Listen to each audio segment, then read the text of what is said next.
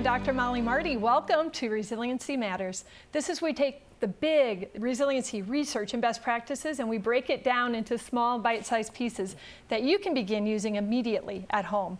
Our promise to you is that you will walk away with a minimum of 3 take action steps. And today you're in for a few bonus steps. If you could learn a simple but powerful way to build up others, would you spend the next 28 minutes with us? How about spending the next 10 minutes with us and learning not only how to bounce back from challenges, but to grow through them?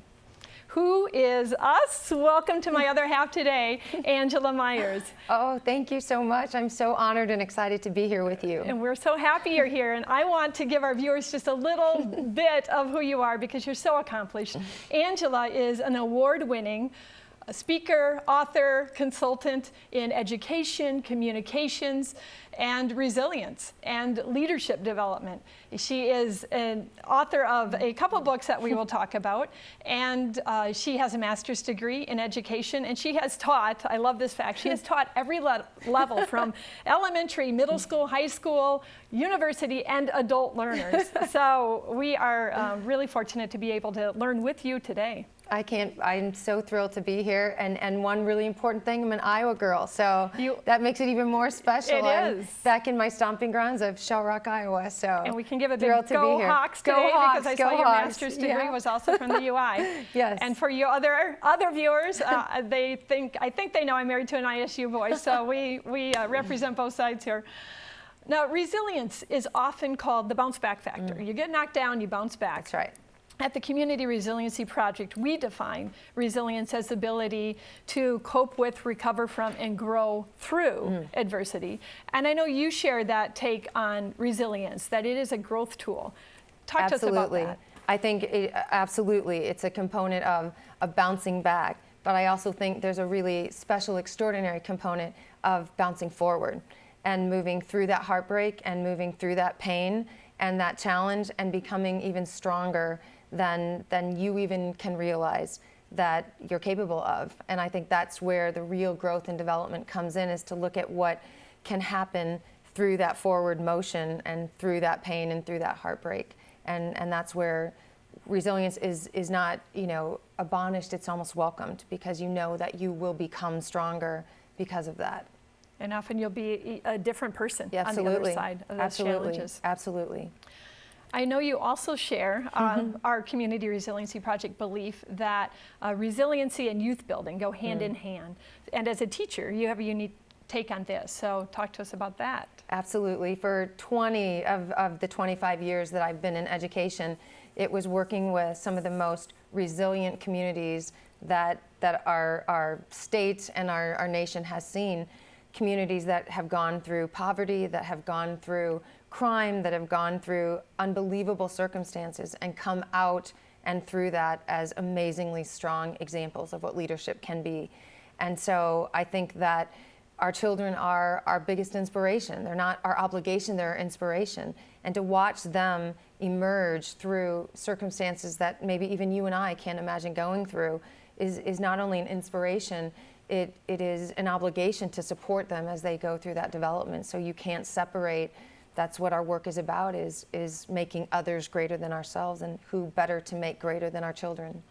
And you walk this out in your You Mattering movement, or You Matter movement and Choose to Matter organization. Yeah. What is Choose to Matter? So You Matter at the core is one of the core messages and understanding and tenets of resiliency, that as I worked with what many would seem needy families and needy communities, I discovered that not a single human being is empowered by being seen as needy, that every human being, no matter what their circumstances, wants to know that they're needed. And that's the way that you empower, is when you let any individual across any age or demographic understand that their presence, just simply who they are, is needed by another person, and more importantly, needed by the world. That's where the growth begins. That's where it starts. And then moving them through that it is your choice at this moment to cave, or it's your choice to move forward, to bounce forward. And I'll help you through that, and I'll work with you through that, and I'll support you through that.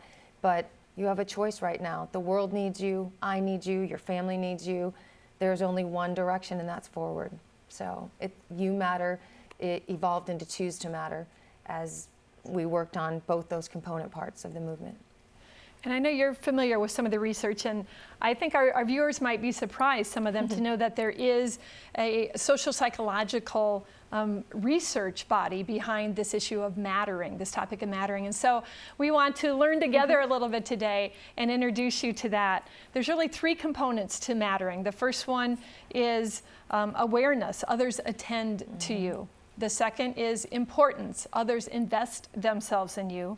And the third is reliance. Others look to you for resources. This is Dr. Gregory Elliott's work from Brown University. So those are the components you're looking at when you're helping someone feel that they matter, that they feel that they make a difference in this world. Angela, I know your work well enough from your TEDx talks to your other speaking that I've seen you lay down a challenge. And Absolutely. we are talking to a lot of parents, teachers, and youth builders today. So I want to do something I've never done before, and that is I want to hand this over to you for you to speak directly to our viewers. Absolutely. And tell them why it matters that they're letting these kids know that they matter and that we need them. Absolutely. When you hear those 2 words, you matter, they don't just make you feel better. They don't just make you inspired. They resonate deep inside of you.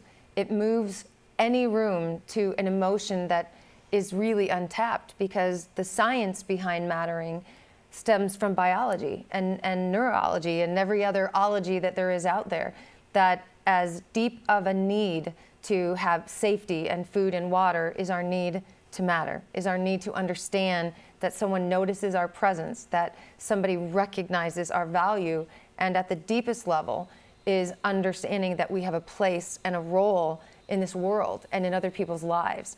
These aren't just niceties. These aren't just things that we sprinkle onto kids or onto people to make them feel excited. These are necessities. And when we see mattering with the same urgency and necessity as giving our children food and water and shelter, we start looking at this whole process of bouncing forward a lot differently. And you do a couple things. We've been showing your You Matter Manifesto, which I love. And we also have some writing by you at our crproject.org website. We'll send a link. But you give 12 specific ways, the most important ways to have you show others they matter. So I would encourage our viewers to look at that.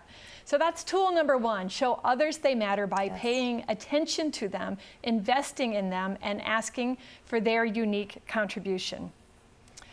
What is the resiliency quotient? How can you grow it, and why does it matter? When we come back.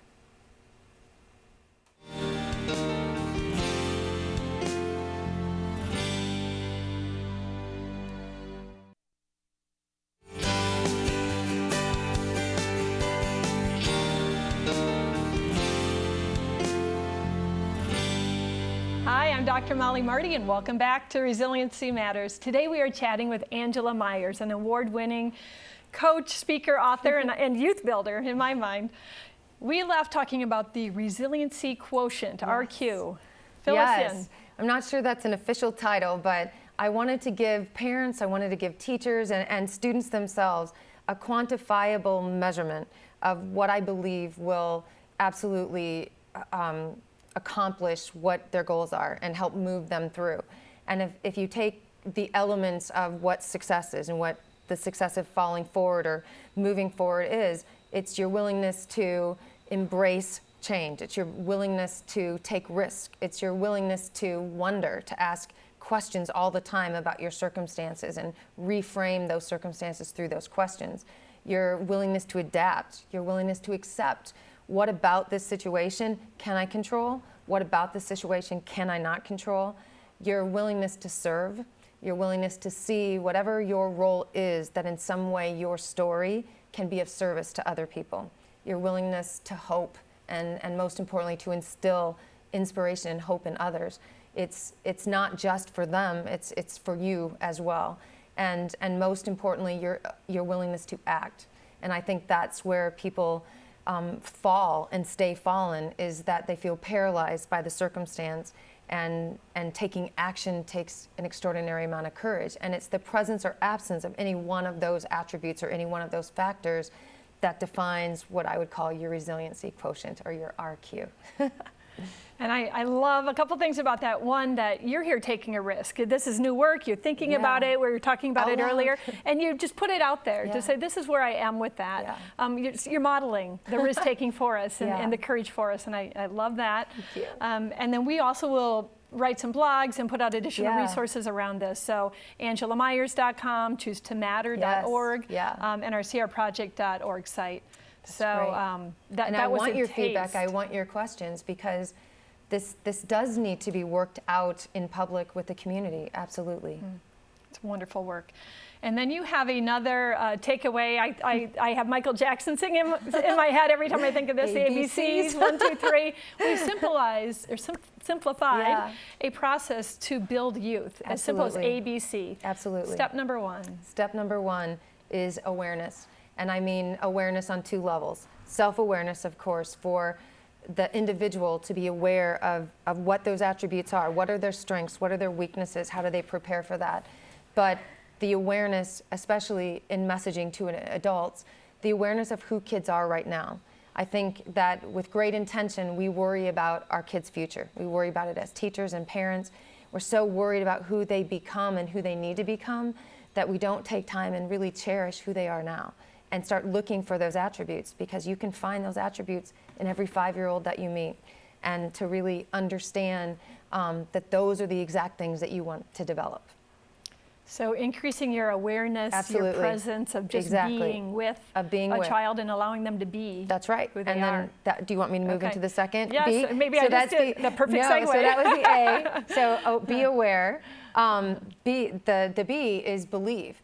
I think that we see children as children, and we don't see them as often as contributing members of a community that can offer you insight, that can offer you lessons, that can bring to you perspective that no other person can, because children see the world so differently. And believe that they are capable, and believe that they are strong, and believe them into who they can become before they know that they can become that. That whole body of research on self-fulfilling prophecy, there's science behind that. We believe what we will become. And then the third is to challenge, to absolutely understand that we don't want to run away from challenge. We want to lean into it, because it's within that challenge, it's within our heartbreaks that we actually become the person that we have the opportunity to become, and that it's not something that can be avoided. And we shouldn't try to protect kids from adversity. We should not try to isolate and insulate them, because we are in a sense saying, you're not capable. We don't believe that you have what it takes to fall forward, when the opposite is true.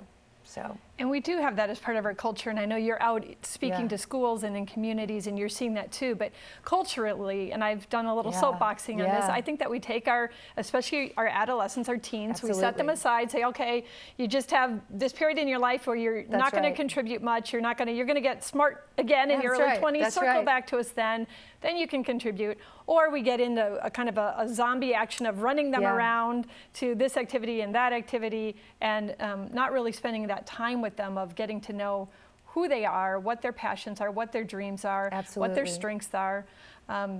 Do you see that, and how? All the time. What would you say to? I think that we underestimate our youth at an exponential rate. That they're not undereducated, they're not underloved, they're not underserved, if you will. They're underestimated. And if we don't expect contributions, then we can't complain that we have an entire citizenship of passive, recipients that don't think for themselves and that don't problem solve and don't act. We have not given them practice in doing so. We have not given them challenges and supported them through. And the riskiest thing we can do is keep kids safe. The riskiest kids, the riskiest things we can do is keep kids safe. It's like training them their whole life in a baby pool when their world is going to be the ocean, and it's not predictable. And so they've got to have small chances to practice that, and small wins over small waves before they get hit by a really big wave. And Mitch Matthews, a mutual friend of ours, was just on, and we were talking about helicopter parenting.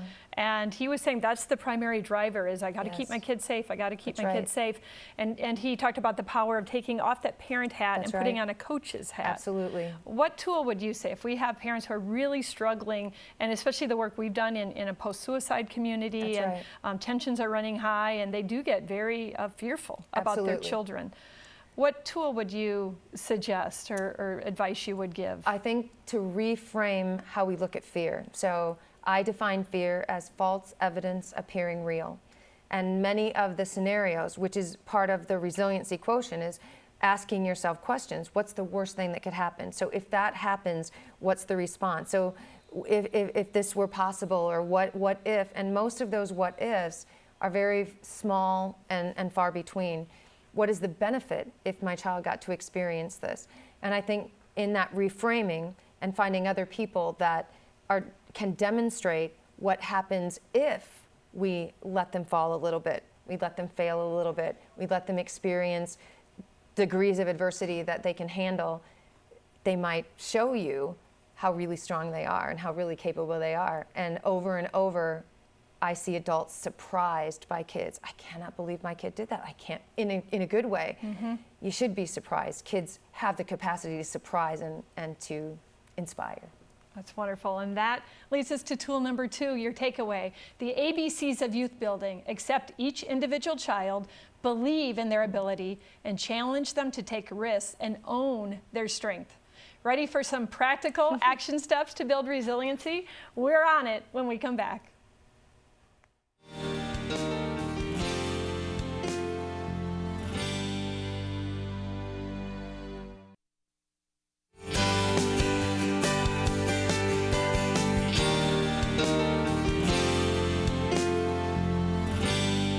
Hi, I'm Dr. Mollie Marti, and welcome back to Resiliency Matters. Today we are visiting with Angela Maiers, an expert in education, communication, resiliency building, and leadership.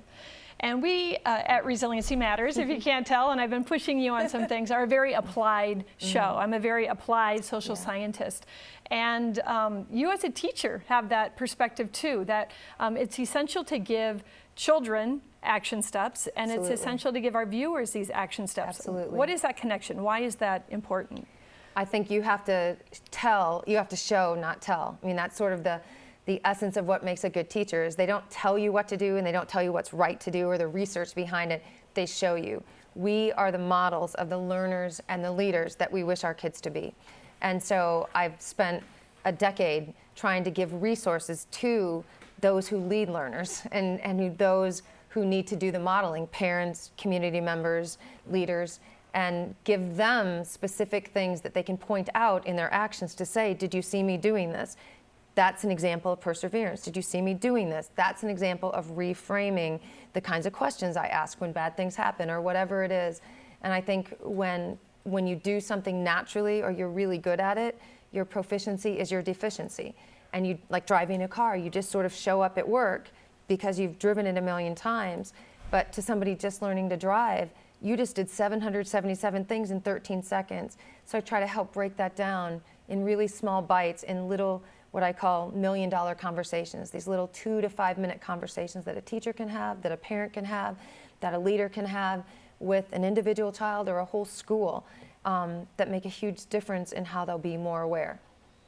And I think it's so important, too, to point out that resiliency specific is a learned skill. I mean, yes, we share a belief that children are born resilient, that humans are resilient creatures, and that's where those kids keep surprising you in the way that they do. But that underlying resiliency are a lot of what you call habitudes, that combination of habits and success attitudes. Absolutely. I've written a book called The 12 Factors of Business Success, and we have a lot of overlap in that there are these big pieces of habits and attitudes that underlie success, underlie resiliency. So tell us a bit about the habitudes. You're absolutely right. Resiliency is learned, and it's accelerated when we have a model of resilient examples of individuals and organizations. So if you go back to the resiliency quotient, underneath that, it encompasses those habits and those attitudes, the ability to be adaptable, the ability to ask very fierce questions, the ability to have courage and perseverance, the ability to be fueled by a conviction and passion. So there's no adult that argues that those aren't good attributes for kids to have, but there isn't really a rule book. And if there is, it's written for the business world, when you get out into the world, not when you're building the youth to go into their future. So the habitudes and all the work around it is those conversations with our youngest learners and our youngest leaders. It can be with a 3-year-old where you're actually saying, I noticed what you did, and let me tell you, that is awesome. I really appreciate that you went back and did this. Or I want to show you something that I did when I was really struggling. That's called perseverance. And to really give them the language of resiliency, and to be able to label and name and claim what it is that ultimately they have to be responsible for and will be a part of their success. So. And we were talking, you shared what I thought was a brilliant classroom activity called the 252, where teachers kind of set a tone for the beginning and end in the day. And initially you were thinking classroom, and I said, no, a parent can do that at home. And how essential is that to set the tone every day in your home with your child and bring it to a close at night? So share this tool with us. So it's based on neuroscience and probably every other science, but the way that the brain processes is not through its frontal lobe, the thinking part of your brain. It's processed through emotions. We understand everything through how we feel. And it's really seconds, if not a minute, where you decide when you enter a place how you feel and how you're going to feel there. So the structure that we're helping put in schools is to pay attention to the first 1 to 2 minutes of school. So we call it 252. And so the first 2 minutes are the most critical, because in those moments you solidify what you said the science says, that you solidify your learners or the people that you're serving. You say, I see you, I notice you. You say their name and you recognize, thank you for showing up today, just simply for your presence today. And then the 5 is somewhere throughout the day, and this is really important, during practice, during struggle. That's when coaches step in. They don't step in after the game's over. But during practice, I use this as a technique that I call loving up, to show that in that moment, especially that moment of struggle, can you whisper something in a learner's ear that you can think about if it was said at that moment, they would charge back into the field. And I actually saw this being done with my son, where he made a really not good move in football, and the coach pulled him over, and I thought was going to say something really destructive, and I was going to like jump out of the stands like, that is my baby boy. And he whispered something in Ryan's ear, and he charged back onto the field. And I'm like, we should be doing that every day. We should not try to fix that there's hardness. We should say something that says, I believe you're capable, go forward, move forward fast. And so I asked teachers to block out 5 minutes of their day and pick 5 students, or block out 5 minutes of your day and pick 5 people in your life and say one thing whispered in their ears that will help them charge through their day. And then the last 2 minutes of the day is equally important, because the brain processes the totality of the experience, how you feel when you came and how you feel when you left. And your absolute obligation as a leader is, no matter how they came to you, they must feel that when they've left the experience with you, that they are stronger, that they are better, that they are more capable. And the goal is for them to run back into the hardness with you, because they know that you matter to them. What a great way to end. I want to put up all 3 of our takeaways today. That third one is about resilience being a learned skill. So study it and put it into action. Yes. Thank you so much for joining us on Resiliency Matters on MediaCom MC22, your local programming leader.